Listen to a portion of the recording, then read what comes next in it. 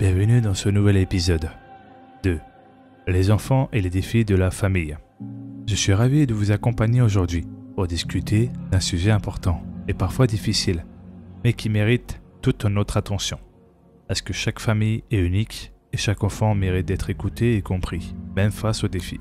Que vous soyez parents, éducateurs ou simplement curieux d'en savoir plus, j'espère que cet épisode vous apportera des clés pour mieux comprendre ces réalités et offrir à nos petits un environnement où ils se sentent en sécurité, aimés et soutenus. Partie 1. Les enfants, les défis de la vie de famille. Les enfants, dans leur innocence et leur curiosité, pouvant parfois être confrontés à des situations qui les dépassent. Que ce soit des changements dans la structure familiale, des conflits entre parents ou des difficultés à l'école. Ces moments pouvant être déroutants et une source de stress. Pourtant, ces défis sont aussi des occasions d'apprendre et de grandir à condition qu'ils soient abordés avec bienveillance et patience. Prenons l'exemple d'un enfant qui traverse une séparation familiale. Cela peut être un moment de confusion et d'angoisse, mais avec un environnement stable et compréhensif, il peut réussir à s'adapter à cette nouvelle réalité. Un enfant a besoin de se sentir en sécurité, de savoir qu'il est aimé et que ses émotions sont validées, même dans ces moments difficiles. Partie 2. La violence dans les familles. Malheureusement, certaines familles vivent des situations bien plus graves, où la violence peut entrer dans le cadre de la dynamique familiale, que ce soit de la violence physique, émotionnelle ou verbale. Aucun enfant ne devrait jamais vivre dans un environnement où il se sent en danger. La violence sous toutes ses formes, elle laisse des cicatrices profondes et durables. Mais il est important de se rappeler qu'il existe des sources, des soutiens et des moyens de sortir de ces situations. La clé est de tendre la main si vous êtes témoin d'une situation difficile. Sachez que vous n'êtes pas seul. De nombreux professionnels sont là pour vous offrir leur aide, travailleurs sociaux, psychologues, éducateurs et spécialistes.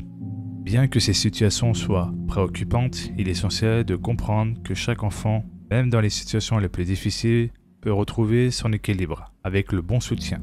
Il existe de nombreuses histoires de résilience où des enfants, après avoir vécu des moments très durs, ont réussi à surmonter leurs peurs et à se reconstruire.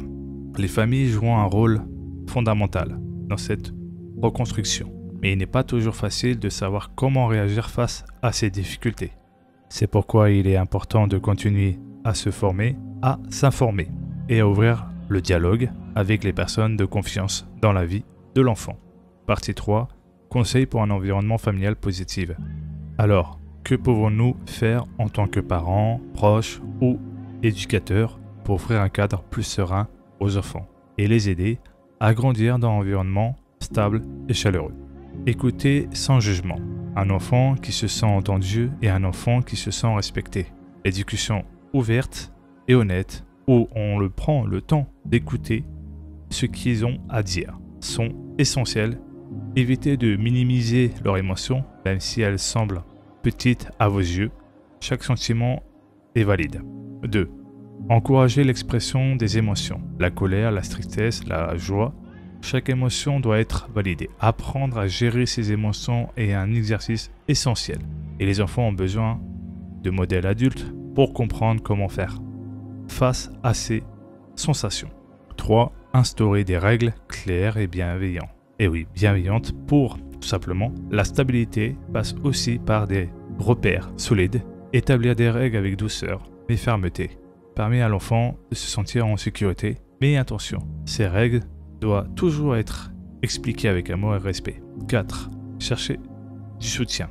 Ne soyez pas seul dans cette aventure. Parfois, demander de l'aide n'est pas un signe de faiblesse, mais au contraire, un geste fort de protection pour votre famille. Que ce soit conseiller familial, thérapeute ou un groupe de soutien, vous n'avez pas à tout affronter seul. Conclusion, les enfants, malgré les défis auxquels ils pourront être confrontés, ont un incroyable potentiel de résilience, mais ce potentiel ne peut s'épanouir que dans un environnement stable, aimant et bienveillant. À travers chaque difficulté, il est possible de reconstruire, de guérir et de créer des liens encore plus forts. Soyons présents. Merci de m'avoir écouté aujourd'hui J'espère que cet épisode vous a apporté des perspectives utiles et vous a donné l'envie de continuer à soutenir nos plus jeunes dans leur parcours. Prenez soin de vous et de ceux qui vous entourent.